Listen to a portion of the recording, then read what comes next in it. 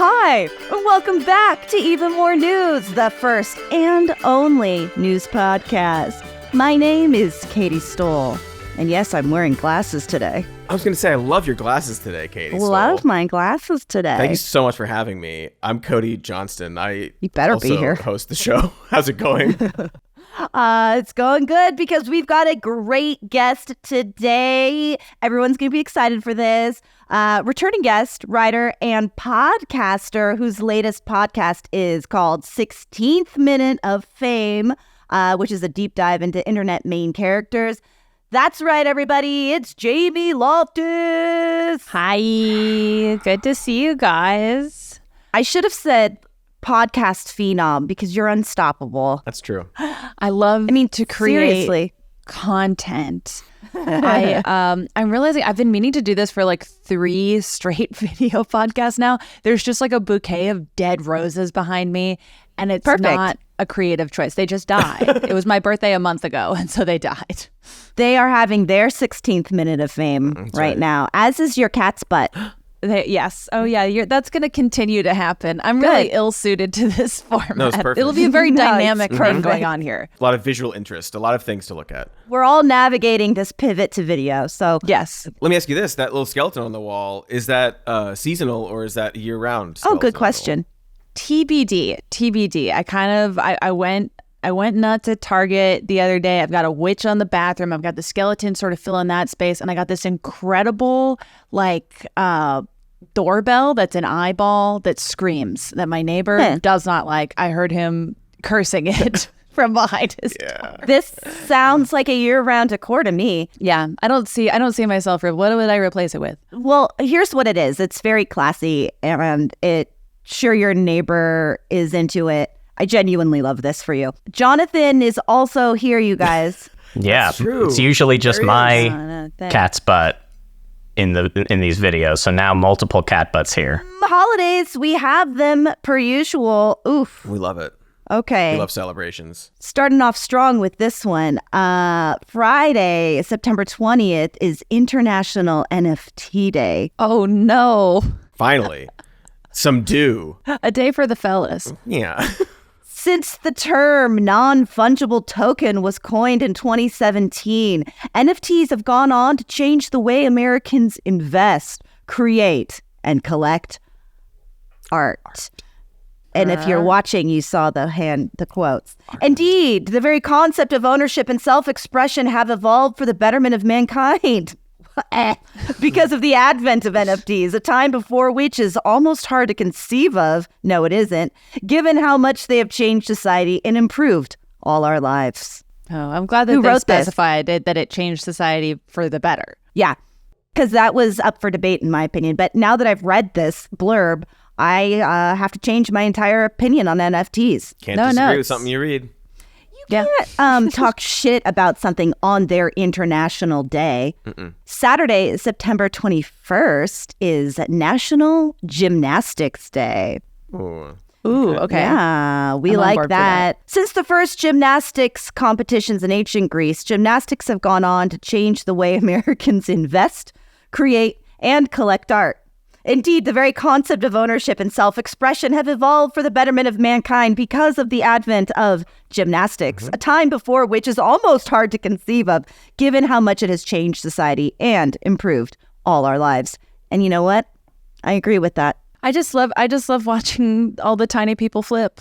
I love it. Jamie, podcast phenom. Let's talk about your new show real quick, or as much time as it takes. Tell us about 16th Minute of Fame. 16th Minute, yeah, it's been such a fun show to work on. It's about the internet's main characters, where generally I will interview an internet main character years after their viral moment, and sometimes also interview experts that can better sort of contextualize what was happening at the time that meant that they went viral, whether it was like a just general societal thing, or a lot of the time if it has to do with how the algorithm was changing and being programmed at that time to, design certain people to pop off, even if it felt random at the time. So yeah, I've been covering like really anyone who will talk to me. I just did an episode with the overly attached girlfriend who is like just so wonderful. She's so nice. She's still like making stuff. She's seems very great and wholesome and normal. She's awesome. Like for for this category of person, it can kind of go a couple of different ways, and it seems like she was normal about it. I've been finding that to be true. Yes, Layla is awesome. She just came back to YouTube. And then there are other ones that are more like mystery puzzle boxy. Like I was desperately trying to figure out who the Boston Slide Cop is, and that sort of became a whole episode about how impenetrable it is to get information from the police department if they don't want to be embarrassed. This is a wonderful concept for a show. I am always blown away with how your brain works and how you come up with all of these ideas, because this is quite brilliant. I'm sure there's a lot of work in tracking down people and doing prep, but it's a fascinating starting point to delve into internet culture as a talking, and very helpful too, because we're living through new ones in real time, but it helps you start to break down and unpack what's happening when you have these people. I guess you'll have to wait a while for Hawk Twa Girl. I know. I keep getting requests for it. I'm like, she's like still in it. Oh, I don't know if she's she in would it wanna right talk now. To me. She's got her own hosting podcast. her own. Yeah. You can't reflect yet, so you're gonna have to keep this show going for a while before you can invite her. I have to wait until her on. brain is fully developed to do the episode. Really. Have you had any child phenom seems to be the word for me today. Child internet sensations now grown up. Like, I don't know, like the affirmations girl. I've wanted to. So there's a few people who I'm hoping to find. The disaster girl, the girl looking over her shoulder. Oh yeah, that's a good one. The same one. It's so weird because it just makes me feel like I'm in high school again. The Irma Gerd girl. She's an episode I would love to cover, because there's also such a wide range of how you can go viral. I mean, I know you guys know all this, but how like Lena Morris went viral doing a bit. So she was like always sort of in on the joke. And then you have people like the Irma Gerd girl whose like image was uploaded without her consent, and without context, and mocked for years, and then ends up being this weird life defining thing. So it's interesting to talk to people who, became a main character sort of voluntarily, and then other people who this just happens to you, and you have to figure out, like, do I want to interact with this at all? Do I want to like bail on this? I thought the 30 to 50 feral hogs guy, Willie McNabb, had some interesting thoughts on that. I don't know. Like, it's been really fun. Generally, people are super nice, and I won't say who's not. Yeah, that's we'll for ask you to know. You after off the air. Yes. And do you have like a I guess a running? I assume you have like obviously like so many like people that you want to reach out to and find. Do you have like sort of a running list now? We mentioned the Hawk Twa Girl, but where like you're kind of, because you're on the internet all the time, you see all the things that happen and the people who are entertaining or suck for various reasons and become famous for a day. Do you have like a sort of running list where you're just sort of like, well, I'll have to talk to this person in like 2 years, like, where like I can't reach out now, and every day you're like, well, this person's going to be good, this person's going to be good, but it's still amidst. So everything is still happening. Yeah, I have like a list of like circle back, or even it's so hard to tell, or I am spectacularly bad at being able to tell who is going to be remembered 2 weeks from now versus not, where I think I've already sort of been like, oh, this guy's going to be around, I'll set up an interview now. And then a couple weeks later, you're like, oh, I guess that didn't really hit the way I thought it would. Yeah. Because it's so confusing. I don't know. What are your, like, who are your guys? Who are your guys? Charlie bit me. Right. Okay. They have to be adults by now, right? There's They no have way to they're be not. adults. So they know, Charlie, David after Dennis. Apparently, kids got to be getting there. David after Dennis. I would love to know, because I felt, it's funny, but the Boom Goes the Dynamite guy from 15 years ago, more. Do you guys know that one? I haven't thought about him. He did a college like sports report, but he really can't get through it, and he's fumbling around, and then he's trying to do the highlights of Purdue basketball or something, and then someone hits the shot, and he stumbles around and he goes, and boom goes the dynamite. Yeah. Thing. Classic stuff. Cheese wife. Cheese wife. Oh yes. Shredded cheese wife from Shredded cheese wife. Yeah. I found that there's so many internet main characters that are like blank wife. And you're like, I wonder what's behind that. Blank wife or blank guy. Yeah, I know. Coffee wife. I've done an episode on coffee wife. That was like an early wish list one. Is that for me. Every day we have coffee in the garden and it's wonderful. Yeah, and they're like, we have to kill her. People better die today. Yeah. This is fascinating. Everybody should definitely listen, but we gotta talk about the news. The news. That came out weird. Wait, we get no, that's the normal way gotta. No, that feels right. That feels right. I liked it. Yeah. But spoiler alert: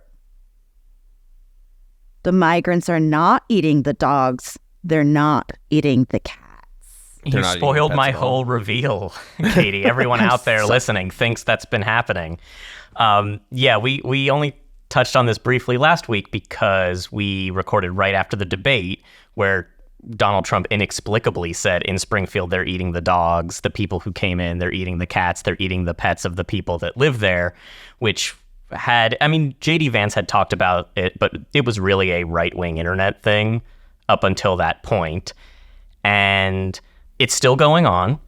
They are doubling down. JD Vance is doubling down, even though the Wall Street Journal reported yesterday that a Vance staffer called the city manager of Springfield, Ohio, on before the debate and said, "Is this happening? Are Haitian migrants in Springfield eating the cats?" And they said no. And he's spreading it anyway. It's created quite a bit of racial resentment of people who live there, of Haitian Americans who are legally in the country, who are given temporary protected status.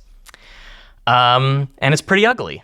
This is 100% blatantly racist play trying to drum up anger amongst a base. And yeah, there's a lot of Haitian migrants there. That's a good thing. That's the story of America. There are random states, cities across the country where an influx of immigrants will tend to locate for various reasons. They've already got family there. There's job opportunities in Springfield specifically. This whole influx started in 2017, 2018 under Donald Trump, and then increased after 2020 when specifically the plants in this community, manufacturing and agriculture, needed workers. And so this is just the story of America. And then in 10 years, you know what? You've got a vibrant community and you start to have a cross-culture influence, and it's a wonderful thing. But they are trying to obviously draw attention to this to create a narrative, and JD Vance admitted as much. Yeah, he did do that. It was wild how quickly, Vance admitted that this was basically just something he was saying to make a broader lie. And this I know that it's talked about a lot, but I even think about my mom is a teacher in there's a large Haitian population in my hometown. She teaches a lot of Haitian students and had to talk about this because it does affect kids immediately. And whether you're hearing this at home just because your parents had the debate on, it's something that had an immediate impact on her day to day. And you hear teasing, and it is unfortunately pretty instantaneous. It's terrifying. And then on the other end of that, for Vance to just be well, no, I know it's not true. He's basically saying the feeling of it feels true to his voter base, so that's what he's gonna say. And obviously he doesn't care about the immediate impact of it. I'd love to play that clip because he does try to cover it up and explain what he means by creating stories. The American media totally ignored this stuff until Donald Trump and I started talking about cat memes. If I have to, create stories so that the American media actually pays attention to the suffering of the American people, then that's what I'm going to do, Dana, because you guys are completely letting Kamala Harris coast. You just said that this is a story that you created. So the eating dogs and cats thing is not We are accurate. creating. Dana. It comes from firsthand accounts from my constituents. I say that we're creating a story, meaning we're creating the American media focusing on it. I didn't create 20,000 illegal migrants coming into Springfield thanks to Kamala Harris's policies. Her policies so did that, but yes, story. we created the actual focus that allowed the American media to talk about this story and the suffering caused by Kamala Harris's policies. Well, it's disgusting. You're creating a story to draw attention to a situation, but your story is baseless and has been debunked time and time again, including by your own campaign before the debate where you said that on stage. Look, I'm sure that some people are not happy with the changes. A small amount of people. That's the growing pains of a city that's evolving. Their economy is flourishing. They're doing better as a city on account of the fact that there is healthy immigration happening. And the people that you're catering to are going to have to get over it. Well, yeah, and that's the thing. And they're going to learn and grow from it. When he says this stuff, I mean, there's so much to unpack just in that little clip, but when he's saying, you know, this is what my constituents are saying. It's odd. Well, they're not illegal immigrants. We mentioned that already. Right. First off, when he talks about like these are my constituents, I'm just listening to my constituents. Your constituents are also the Haitians who live there legally. Right. They are also residents of Ohio. So he's their senator too, and it's I haven't seen anybody like say that to his face, where you're talking about your constituents eating the cats and pets of other constituents in order to talk about this thing that you are worried about and concerned about that you've not mentioned before and not done anything to help out before this just meme thing. He also does his weasel thing where he's like, it's just cat memes.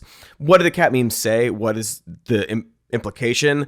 What is the purpose? What is the effect of those? It's like that weird, like Elon, whenever he's like, it's just memes. Describe them. It's his Taylor Swift disgusting weird thing he said about how like he's gonna like force her to have his baby and then take care of her cats or whatever. In response to that, he's like, people don't like appreciate jokes anymore. Describe the joke. Tell us what the punchline of the joke is. Tell us what it means.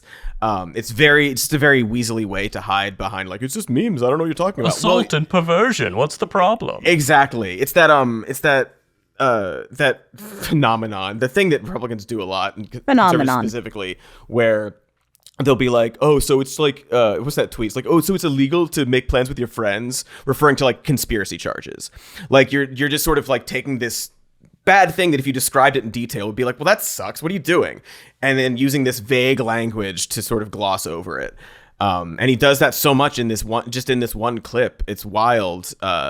What a piece of shit. But I wanted to sort of point out, like, your constituents are also the Haitians who live there now. So maybe. Right. He's like, I'm only a senator for people who are racist. Yeah, exactly.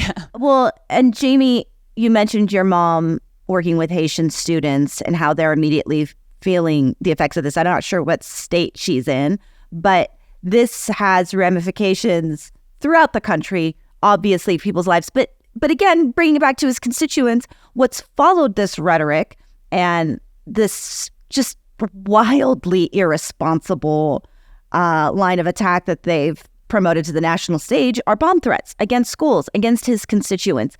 An overwhelming amount, not just at schools, at hospitals, at government buildings.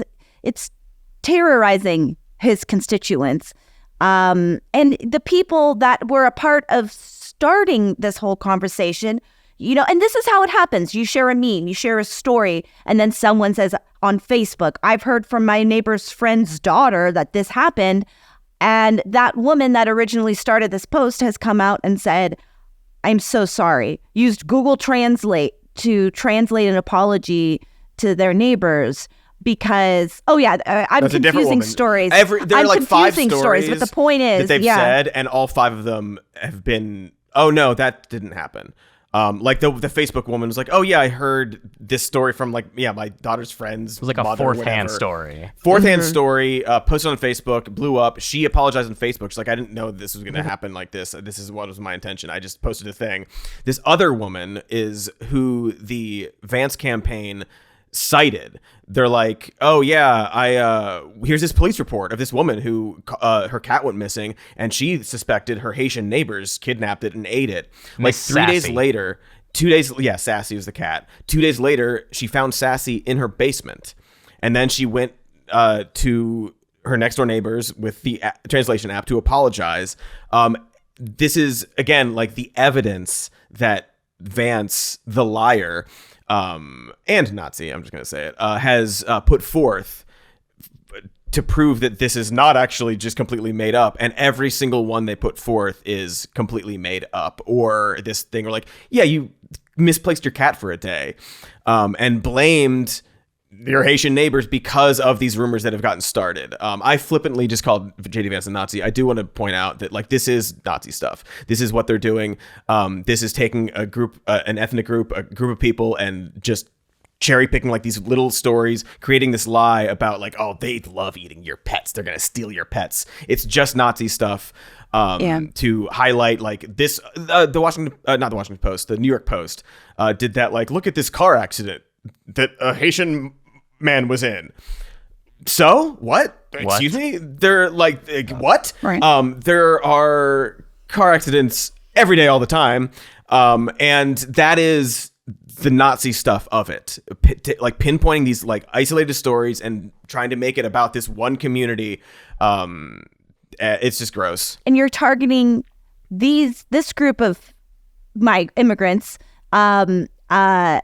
versus others. Like, yeah, we've got different driving rules and laws here in America. Like, that's a whole conversation we can have about people in general coming here and like learn. But it's not. But you're pinpointing it on this one specific racial group and making it seem like they're the problem, as opposed to like, cars are dangerous and we should have people have licenses. I don't know. It's a totally different conversation. And there are bills right now working their way through Congress about this specifically in general, driving and well, I mean, yeah, there's there are people in Springfield. There's like this like state senator, like this councilwoman who follows Libs of TikTok, and Libs of TikTok did her little like racist like, oh, all Haitians or whatever. I don't know what she said. I don't care.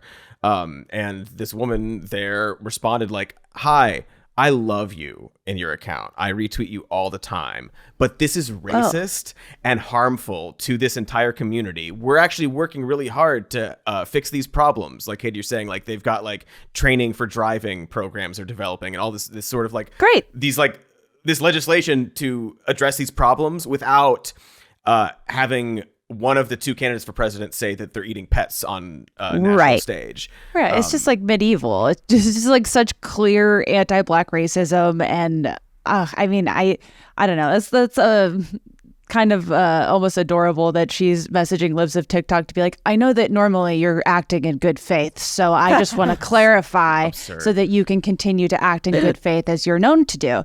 Yeah, I find it's just like it I don't know. It is a sort of lie, I feel like, that should not be as potent as it is. I understand why it's so potent, but it's just like our country's like too well educated to be falling for these like medieval racist rumors. It's nuts. It is. It's really pathetic and sad. And and they just know that they can do that.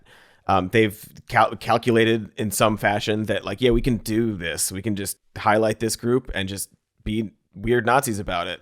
And it's been going on for more than a week, and they're not adjusting at all. Every single lie that they're called on, they're like, well, yeah, we had to, otherwise you wouldn't talk about this stuff. And like, there's this very fascinating, interesting, sad disconnect going on. There's a video that some YouTuber turned investigative journalist posted where he interviews Springfield residents, and there's a lot of racism in that video. Just slurs, just like handing them out. and they're talking about the Haitians who live here are eating cats, and there's this guy, and he's like, yeah, I saw a van with Haitians in there, and they had 100 cats in their van, and then they got pulled over by the police, and they told the police they planned on eating the cats, and like the guy was like, wow, that really happened? And he's like, yeah.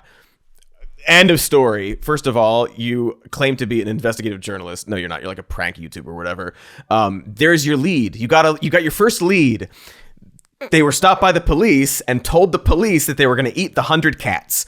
You could go investigate that with the police. But amidst that video, there are these like moments where people are talking about like, the Haitians they're taking my food stamps or whatever. And they're causing problems with like affordable housing and all these like welfare programs and these social programs that help people in need. And it's so sad because those are the programs that J.D. Vance and his entire party want to get rid of. They have no interest in those programs. They're making these people fight with these other people for taking stuff that they're not actually taking stuff that they don't want to provide for them anyway. And it's just it's just very sad and frustrating. Like J.D. Vance was in an interview like a day ago or 2 days ago, and he's like, cut welfare, cut Section 8 housing. That's what he wants to do in terms of cutting programs. That'll help. Those are the things that they're talking about that the Haitians are taking from them. So he's using this racist Nazi lie to demonize an entire group of people so that he can bring attention to the real problems in that place that he actually wants to exacerbate. He just wants to eliminate social program. I mean, it does feel like the internal logic is, well, if I cannot just eject people who are legally here and legally immigrated from the country, what I can do is make it such a hostile environment that they wouldn't want to stay, that it would become impossible. Yes, that, and more like immediate is just, they don't have that much to talk about. And this has superseded any conversation about the debate. We definitely have to move on. After the first assassination attempt, there was a lot of rhetoric about Democrats and how they talk about Donald Trump and how it incites violence and clutching of pearls and whatnot, despite all the things I could list about what Donald Trump says all the time. The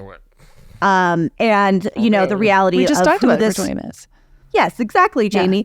And now we have a situation where a former president of the United States, a candidate to be the president of the United States, says this bold-faced lie on a national stage where everybody's watching, and immediately we have violence. And I say that to tie into the fact that, someone attempted, I guess, to shoot him. There's all this like fury. I'm like, how could the Secret Service let this happen again? Again, they stopped him. They didn't. They didn't. Well, right. I heard something about like, the guy. What's his name? Ralph. Wow, it's crazy that his name's actually Renegade Ralph. He was there for like many, many, many hours before this. They caught him. But I don't really know that I want to get into this story because there's other stuff that's more important to discuss. But I did want to highlight that because I've been personally hung up on it. Like, this is... Oh, yeah, it's absurd. They're still trying to do that. JD of course tweets about it all the time. Vivek is always like, this is not who we are. Bro, yeah, it is. What are you talking about? Fuck off. It's obviously who we are. But yeah, it's absurd. There's so many times where Trump calls the Democrats fascist, enemies of America. America's gonna be doomed. Elon does it all the time. He literally tweeted that, funny, interesting, nobody tries to assassinate Kamala Harris. Great tweet, man. And they do it all the time. It's the destruction of America. That's how we talk. Maybe we can just say, you know what? You're right. We made up this lie about how Donald Trump is a threat to democracy so that we can focus on the real issues, right? We're lying about that so that we can talk about how he wants to cut Social Security or whatever. It's absurd. Why it shouldn't even be considered. It shouldn't be responded to. The idea that the Dems are like the party of bad, violent rhetoric and we're innocent little babies is absurd. Doesn't require an acknowledgement. I mean, it does, but like, I don't know. mean, It's so frustrating. 2 assassination attempts in a year and nothing to do with Jodie Foster. Just not as compelling. Come on, it's not as compelling. You got. She did win an Emmy the celeb the same day. She did what? She won an Emmy that night. But there's no. Someone's running with that conspiracy theory. Yeah. Someone out absolutely. Us. Absolutely. Yeah, Rowdy, we are right here. Be the sludge You brains heard that it run with here. it. I do want to move on to other topics. We have not talked much about Israel lately, so we're going to do that now. Jonathan, what could have possibly happened this past week? Well, there are a bunch of wireless electronic devices that exploded in Lebanon and Syria this week in an attack largely believed to have been orchestrated by Israel and apparently I think it's confirmed. Apparently targeting the political party and paramilitary group Hezbollah, of which there are 100,000 members. By apparently, We'll get them all. Don't worry. We'll get them all. By apparently getting into the supply chain and booby trapping a bunch of wireless devices like pagers and like solar energy systems and walkie-talkies with explosives, and then assuming that only bad guys had those and then wirelessly detonating all those with like sci-fi movie stuff that they did. Anyway, I'm assuming, I don't think that they super cared who had them. Interesting theory to posit that maybe they don't care about civilian casualties. They killed more than 20 people, including several children, and injured more than 3,000 people in these 2 days of attacks. I was listening to something this morning. No, don't do that. You know, but initially we're trying to trace like where were these manufactured, and I guess Israel itself somehow intercepted and did the things, but they placed the bombs. They dispersed them a couple years ago. Like they've been carrying these around for a while, and they've just been waiting for the right time. That's spooky. I don't like that. But the point being, like, okay, you know, Hezbollah has been using these instead of other devices, just the pagers, not all the other equipment that was, you know, booby trapped. But it's been years. You know that these pagers are not just staying. The whole thing is disgusting. You know that this has made its way into civilian, and like who knows where they're going to explode. Like there's no justification. There's no, in my mind, saying like, well, it was supposed to be going to Hezbollah. Right. There's no. If it's been there for years, you have no idea who it has been. That's ridiculous. Or who's and that's like, the point. Again, who's going to be around terror. Those people? Right. Like, right. How do you know that there aren't going to be, for example, children around? They knew. Yeah. That's part of the goal is terror. Speaking of booby traps, Jonathan, do you want to read? Just sort of tell us how legal are booby traps on like international law basis, like in terms of international law? Not. Oh, interesting. 0%. It is a war crime. They love those. To booby trap objects that civilians are likely to be attracted to or are associated with normal civilian daily use, according to Human Rights Watch. No, you can't do that. There's like wiggle room since they're pagers and nobody uses pagers anymore? It's like, very hard. It's not like civilians don't use pagers these days. If you had to ask someone to define terrorism, how would you define terrorism and not include what happened this week? I don't know how you would do that. I don't know how I could do that and say, well, if you're only targeting members of a political party / paramilitary group / terrorist organization, right? I'm assuming the U.S. considers Hezbollah a terrorist organization. Israel does. But how do you know these aren't going to be in cars, in the pockets of children, in a boat, on a plane? What? How does anybody not think that now? Like if you're if you live there, what do you like? What you're saying? Like you're going to be living in a heightened sense of terror because you don't know when beepers are going to explode. I wouldn't want to touch an electronic. No, I wouldn't want to touch my computer. I wouldn't want to touch anything. I'm not sure how this specifically works, but the fact is that you wouldn't have expected this in the first place, so it's going to make you uncertain and uneasy, maybe for the rest of your life. And that is the point. Right, especially the fact that it's targeting communication tools too, that will, like if people are terrified to touch their or interact with the ways that they would communicate with each other or learn, like get their news or whatever it is, like it just, I don't know, yeah, you're like you're saying, Jonathan, there's no way you can't consider it terrorism. And just knowing, unfortunately, as we do, how many ways that Israel has killed civilians, there's no argument that like, well, this was the only way we could have done it. It was like, intentionally chosen to be terrifying. Yeah. They're the most precise military in the world, actually. And yet civilians keep dying. If you're a sovereign nation, it's not terrorism, right? You can just do whatever. Specifically, this nation seems like, in terms of our general opinion. This is, of course, we're always afraid of the quote unquote broader regional war because Israel and Lebanon they have not declared war on each other.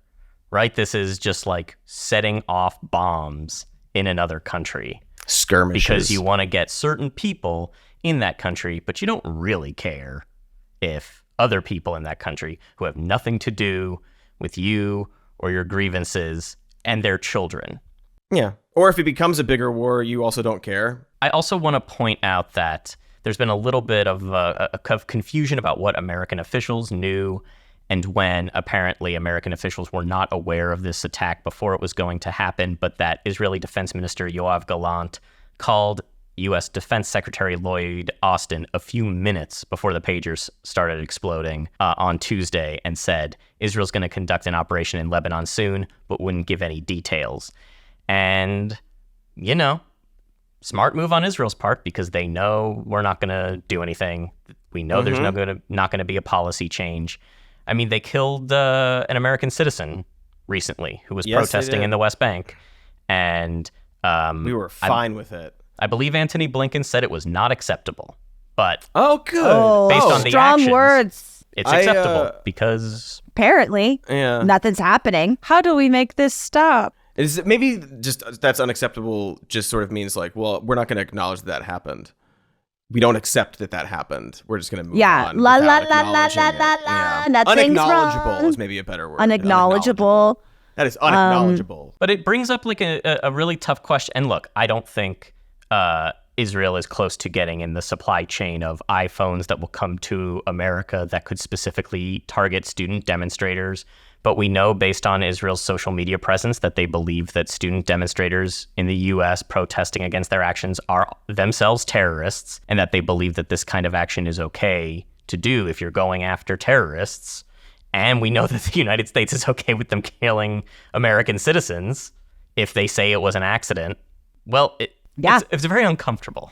Yeah, that's the thing. It's like, okay, well, that's, they're not going to send like explosive pagers to Columbia University or whatever. But like the rhetoric is clear, the actions are clear, and it's like that's bad in and of itself, even if they're not going to do anything about it. But like that's weird that we just sort of like keep going with that being those things being true. Like you can call these student protesters terrorists and then justify all this stuff and then not care about this American being killed and all this sort of stuff. And those are just facts. That's the reality that we live in. And then we have to be like, okay, well, that's normal.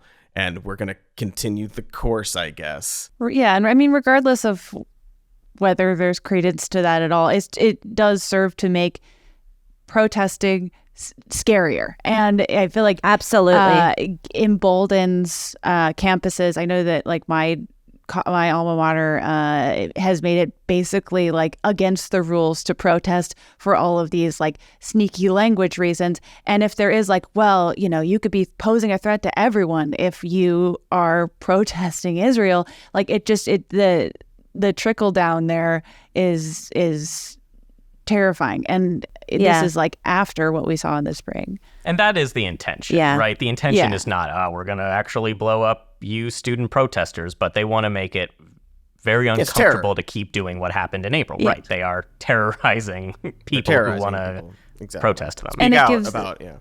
And it gives people who want to make those protests impossible, who just work for institutions here, it gives them a reason to say, well, it's, you're posing a danger if you do this. Do we want to watch Donald Trump be funny? Let's do it. I think it sounds nice. Amidst this guy's spreading evil Nazi lies, sometimes he says something really funny about his wife that hates him. When does Melania's book come out? I didn't know there was a Melania book. He doesn't. I didn't either. Oh, well, it's like it's a art book. It's like she wrote it, but it's also an art book about her modeling career, I believe. Oh, I saw the videos she released. Oh, this is that I'm not going to apologize for nude modeling or something. This really is that. Good font choice there. Okay. Here we go. So I said to our great First Lady, who can draw a crowd? Did you watch me tonight on television, First Lady? People love our First Lady out there. Former First Lady, but... Right? Go out and get a book. She just wrote a book. I hope she said good things about it. I don't know. I didn't. So busy. She just wrote a book called Melania. Go out and buy it. It's great. So busy. And if she says bad things about me, I'll call you all up and I'll say, don't buy it, get rid of it. Oh my goodness. Jesus Christ. World's best husband. Melania wrote a book. She has great things. I don't know. I didn't read. Busy. It doesn't even finish. It sounds like my uncle when my book came out.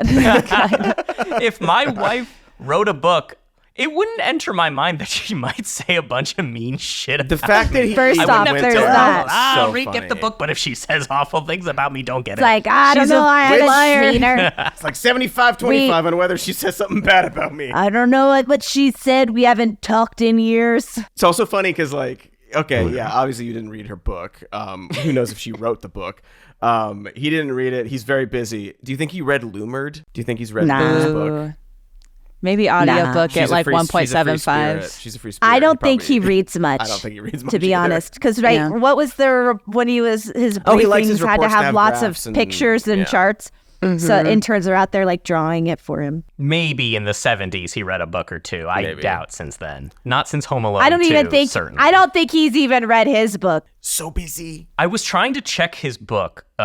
He wrote a book in 2000 and he was talking about how the year before 9/11, he was like, look out for this Osama bin Laden. No one had ever heard of him. I said, you gotta get Osama. And I was like, I gotta get that book and see if he actually wrote that or if whoever wrote the book wrote that.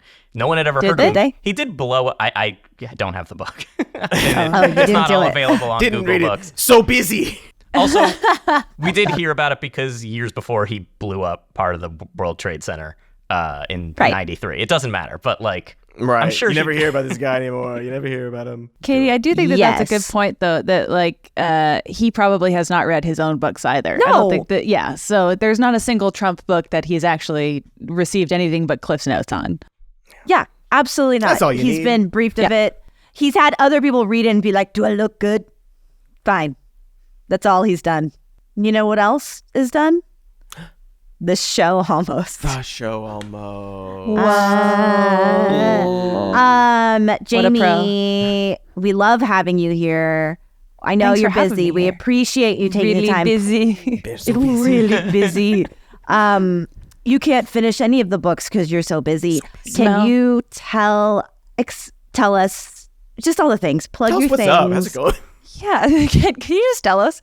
You could listen to 16th Minute every podcast place except YouTube because I have not yet been forced to pivot to video, but it's coming for me. Comes for everybody. Sorry, it's come for me before. It's literally like HPV for me. It just every so often it's back.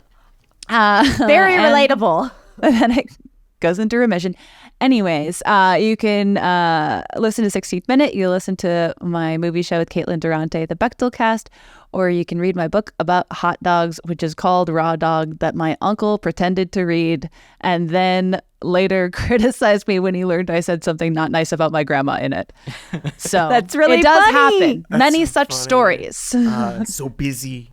I didn't even give a thumbs busy. up. I don't know why this happens. Strictly on vibes. Yeah. Strictly on vibes. Well, yeah, everybody check out all that All of it. stuff. Jamie, Thanks, guys. you are wonderful. Thank you. Jonathan, I'm you're sorry. great. You're Cody, great, you too. You too, Katie.